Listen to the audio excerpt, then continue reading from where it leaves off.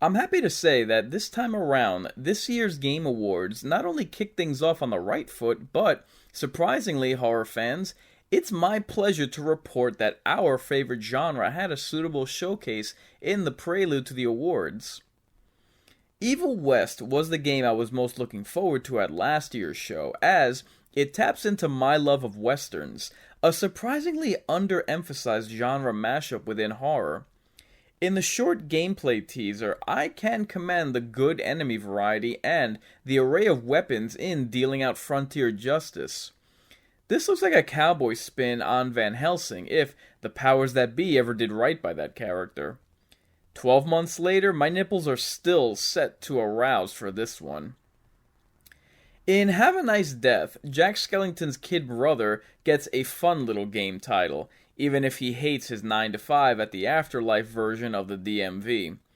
He decides to take matters into his cold, dead hands and reap what's left of Kristen Stewart's career. This looks like the whimsical version of Limbo, and I really have to applaud the art style. They're making a Texas Chainsaw Massacre game. Dear Lord, what are they thinking? Look at what the Friday the 13th game has started. They can't even get the movie's sequels right. I'm supposed to believe that they have something nuanced planned for the video game? Resident Evil Village won the Reddit Game of the Year voting poll. Yes, it won a survey about who would win the Best Game Award. After a pretty good start, and despite a fair showing for horror within the pre-show, I didn't realize it from the onset, but these two announcements were a sign of things to come for this show, specifically film adaptations and stupid awards. But before we get to the main show, a word from our sponsor. If you're a frequent customer of Samsung the way that I am, you purchase everything from your TV and 4K players, from tablets and cell phones from the trusted brand. If you're already using Jabra headsets as your preferred audio tech provider, like I plan to very soon, then you know they provide a whole host of listening electronics ranging from workout earbuds, Bluetooth music headsets, and office hearing devices. If you use the link in the description for either Samsung or Jabra purchases, it'll help the channel out tremendously. With the promotional considerations accounted for, it's on with the show.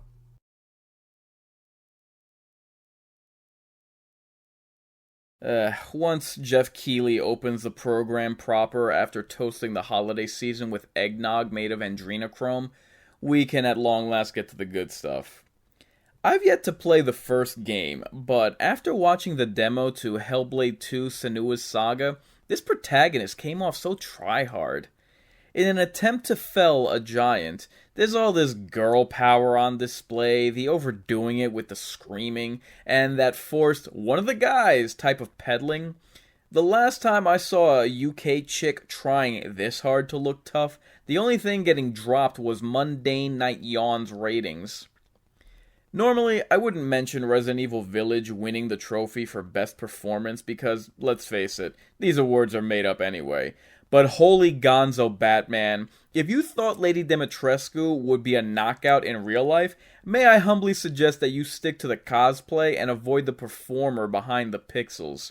Gadzooks, this was like being told you're gonna be meeting Jessica Rabbit just to cross paths with Resident Evil's Moreau. You're pathetic.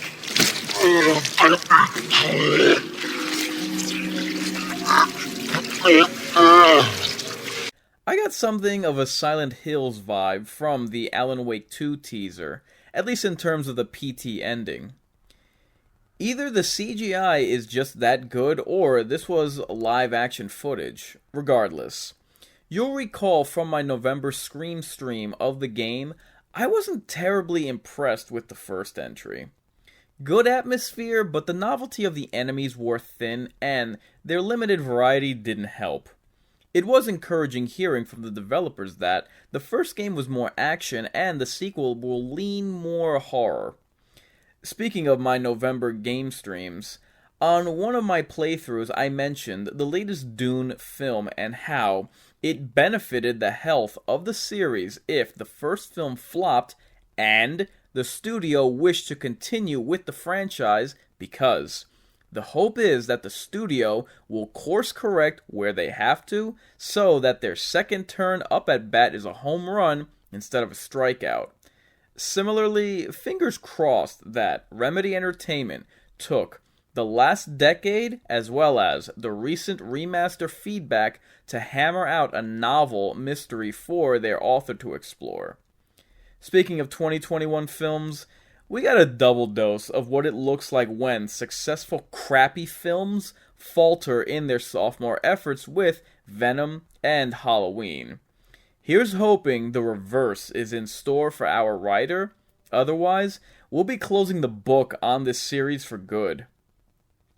It's nothing short of tragic that, for a game classified as sci-fi horror, the only shine Returnal can garner is winning the award for Best Action Game. I'm not gonna lie, I forgot the Destiny brand was even a thing, much less that the sequel was still supported, let alone played. But regardless, here we are with Destiny 2, The Witch Queen. We hear a mission recounting of an attempted ambush on a ship whose moody inner sanctum does give off an eerie vibe. This surprise attack is revealed to have been a bait laid out for the attackers. It's a trap! The invaders soon find an unkillable hulking figure before crossing paths with their target, the Witch Queen. I can't be the only one open to a little dark fantasy, and this is the first of the show's game titles to present a more fringe genre offering than explicit survival horror experience. Bungie is promising more of a fearsome experience, for whatever their promises mean nowadays. If there's an audience still playing, maybe there's a market worth backing. Maybe Destiny might deliver, for once. The original Silent Hill director is looking to make a return to horror with this new IP, Slitterhead. Pray to Hugo Martin that this endeavor bears fruit. The last homecoming for the celebrated director of a major survival horror franchise didn't turn out too well when Shinji Mikami's Evil Within didn't exactly light the world on fire so much as it crashed and burned. Chinese businessman returning home from the Wuhan laboratory is seen walking down a filthy alleyway when immediately propositioned by the slit-faced woman. Jeez, they usually don't bare their teeth until after you refuse payment at your hotel room. A town is taken over by its own seafood menu. The trailer ends with a Venus flytrap getting some sun before settling into its human host. Well then, this game looks outlandishly abnormal. I'm in. Honestly, we've been so starved for anything that's remotely unconventional, so maybe a shot in the dark is a shot of adrenaline this genre needs. Speaking of dark fantasy and Asian horror, from the opening murder ostriches all the way to the stompy dino bull at the trailer end, I knew we had something special on our hands with Nightingale. With the gas lamp Victorian steampunk theme, the building mechanics, the traversal of fantasy realms, and a nightmarish spin on fairy folk, someone's been reading my mind when I sleep at night because this game's just one big wet dream of mine. As the gateway genre to horror, I already feel that dark fantasy is grossly underrepresented, but an open-world RPG with an Eastern spin is something I'd be willing to donate my DNA for, and I'm not talking blood if you catch my drift. Hello, ladies.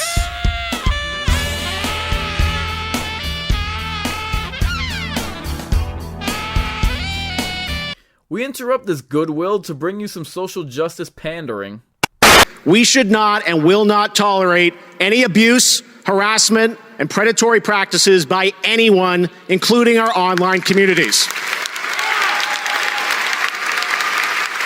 We all love games, and if we want this industry to keep growing, we must build an even brighter and more inclusive future.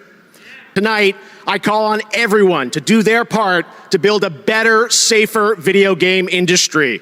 Speak out online, vote with your time and with your dollars, empower these world builders who are creating the future of all entertainment. Our first Global Gaming Citizen, a program we started back in 2018 to turn our air over to individuals who are building positive, inclusive communities around gaming. We're honored to share their stories.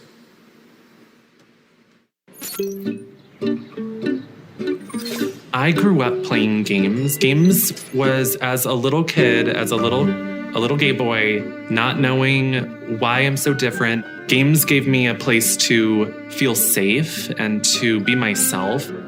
If you're a minority working in video games, you kind of go through life feeling like you're an imposter. So I decided to create my own mentorship program. Limit Break is aimed at underrepresented people working in the UK game industry. It's incredible to see the effort developers put into prioritizing people who often go ignored, sharing their work with as many people as possible.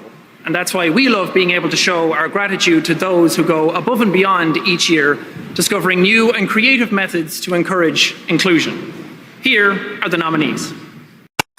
If you recall from my coverage of this year's E3, in a sea of Left 4 Dead clones of that show, Somerville was the standout title of any highly anticipated games. We've had plenty of Alien Incursion media over the years on consoles and in theaters, and while it can all grow rather repetitive, one aspect about this game that differentiates it is its forest settings. With civilization stripped from man as a technologically superior species lays waste to their metropolitan sanctuaries, the impression I'm left with is that this invading force returning man to the wild. The ultimate reset button of humanity. One patronizing affront as a display of their dominance over mankind. As mentioned, here's one day of reckoning I'm eagerly awaiting. At least until inflation does us all in. If you have the nerve to ask why I have the gall to put the Cuphead DLC on a horror games list, I'll simply retort, did you even play the first game? You know, the one where sibling glassware comes to life and rolls snake eyes on a craps table shaped like a coffin in a Faustian bargain with Randy Pitchford to collect the souls of those in his debt. And that's just how the game starts out. A sunflower who screams its head off to start the fight, elongating his head to unnerving rippling effect, and whose defeat results in its eyes rolling back and into their sockets. A candy castle that tries to eat you. A mermaid that spits ghost pirates, becomes shocked by electric eels, and turns into Medusa. A cigarette mini-boss whose death scene sees it burned to ash and stomped out. And don't get me started on the clown or the final boss. You know, Cuphead, that kid's game. Yeah, have yourself a revisit and tell me it ain't an acid trip in the Magic Kingdom. If these madmen were able to create all those hallucinogens into their interactive cartoon, imagine what psychedelics these lunatics have conjured in the 5 years they've had to work on the DLC. Consider my bags packed. Destination? DLC Island, mid-year 2022. Seriously, you go from Cuphead to the protracted death loop that is the DCEU and the Suicide Squad of all things. I realize that this is a roundup on survival horror, but I gotta rap about this creative dead end for a beat. Engage rant mode.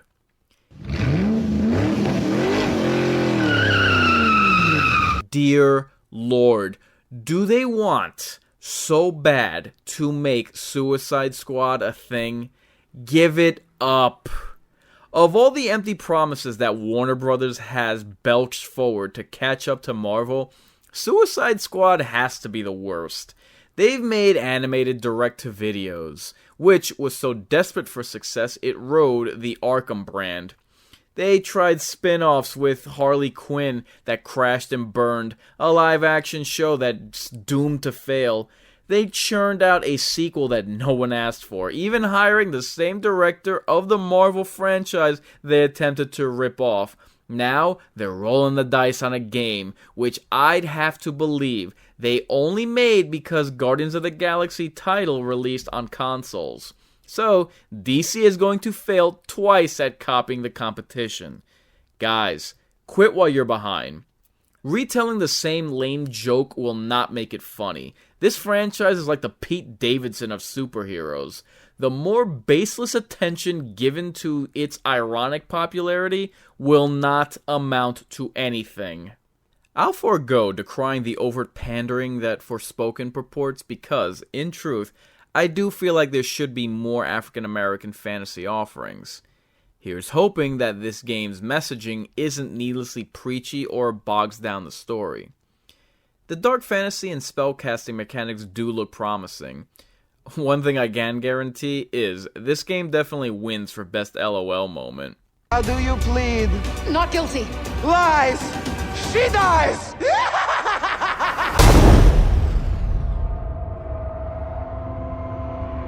Ah, Space Marines 2. Now we're talking.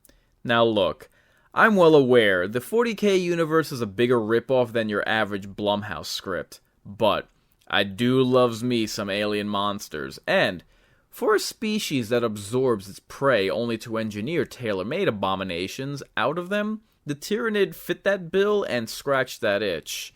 I already have Death Watch on the menu to play on the Mind Games Scream stream, so the fact that we've got another game with our favorite petting zoo of enemies on the way only plays in my favor.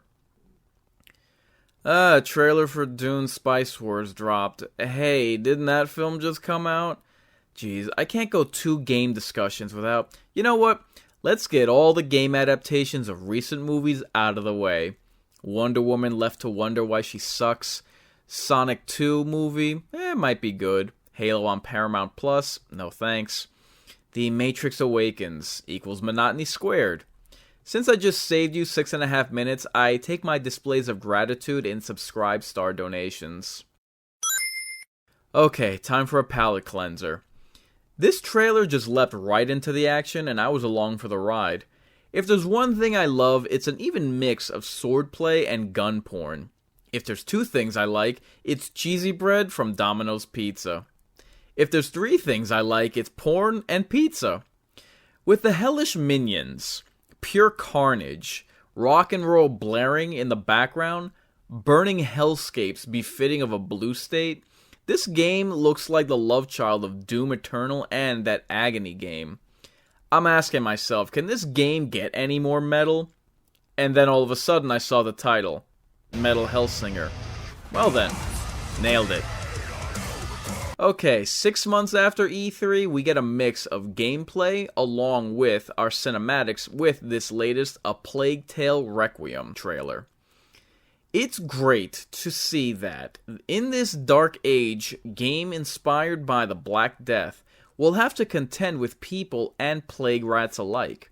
Despite the short trailer length, I find this a unique entry in survival horror for its alternative history component, which naturally bleeds over into its enemy type. If you know me, then you should know that whether film or game, it is with extreme rarity that I can be persuaded to give a good goddamn about anything having to do with zombies.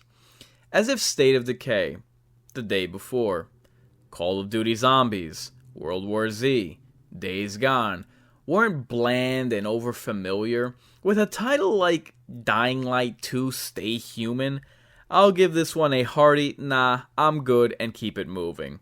Speaking of been there, done that, let's move on to... If you've seen one trailer for Vampire the Masquerade Bloodhunt, you've seen them all. I'm not even interested in this game enough to go back to the E3 debut trailer to compare and contrast.